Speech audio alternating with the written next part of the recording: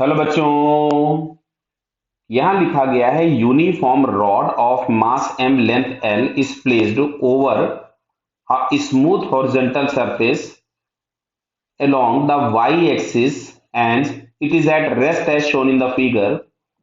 An impulsive force F is applied for small time delta t along x direction at point A. मतलब जो भी हमने यहाँ पे इम्पल्स अप्लाई किया हुआ है वो ए पॉइंट पे अप्लाई किया है, जिसको हम खुद भी जे लिख देते हैं, बराबर है। और जे की वैल्यू जो होगी इसको हम लोग लिख ले रहे हैं एफ डेल्टा टी, बाद में कहीं यूज होगा तो करेंगे एफ डेल्टा टी, जे को हमने एफ डेल्टा टी को जे लिख दिया।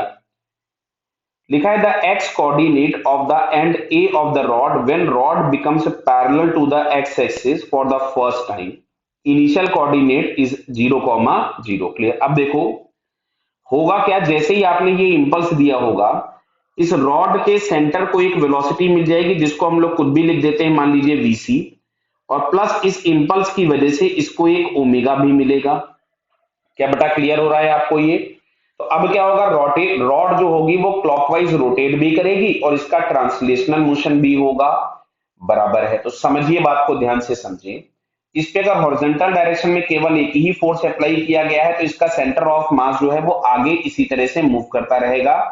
मान लेते हैं ये रॉड यहां कहीं पे पहुंची ऐसी, ये पॉइंट ए होगा, ये बी है और यहां कहीं पे इसका सेंटर होगा। क्लियर। तो चलिए साहब, तो हम लोग सबसे पहले अगर यहां से लिखे तो कंजर्वेशन ऑफ लीनियर मोमेंटम या लीनियर इंपल्स अगर हम लोग लिखेंगे तो J इज इक्वल्स टू मिला m into B C, first equation.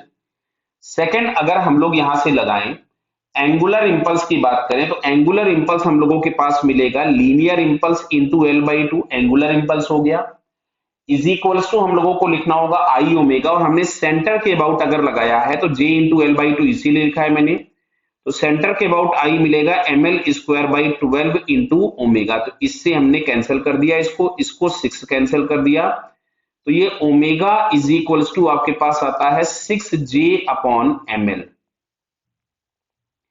6J upon M L हम लोगों के पास ओमेगा मिल गया। तुमसे बोला है रॉड हॉरिजॉन्टल हो जाए, मतलब ये जो हमको दिख रहा है शायद समझ में आ रहा है कि रॉड ने रोटेट कितना एंगल किया, पाई बाई टी।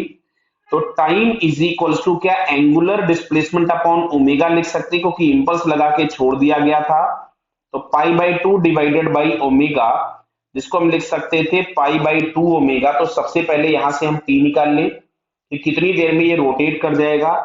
तो T is equals to pi by two और ओमेगा हमारे पास था 6J upon m into L. तो देखिए आ रहा है पाई एम एल अपॉन 12J, ये हम लोगों के पास आ गया टाइम।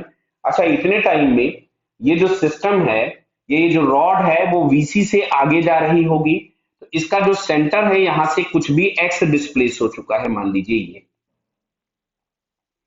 तो इसको अगर हम एक्स निकालना चाहेंगे तो अब हम लोगों को लीनियर वेलोसिटी चाहिए होगी, तो लीनियर वेलोसिटी यहां से हमको फर्स्ट इक्वेशन से मिल जाएगी। तो क्या x इज इक्वल्स टू हम लोग vc इंटू टी लिख दें। अच्छा, vc के नाम पे हमारे पास मिलेगा j upon m into t, और t बराबर आ रहा था pi m l upon 12 times j। तो m से m कैंसिल कर दिया, j से j कैंसिल कर दिया, तो आ रहा है पाई एल अपॉन 12, ये हम लोगों के पास आ गया x। बट ये है हम लोगों के पास डिस्प्लेसमेंट ऑफ सेंटर, बराबर है। और हम लोगों से पूछा गया था कि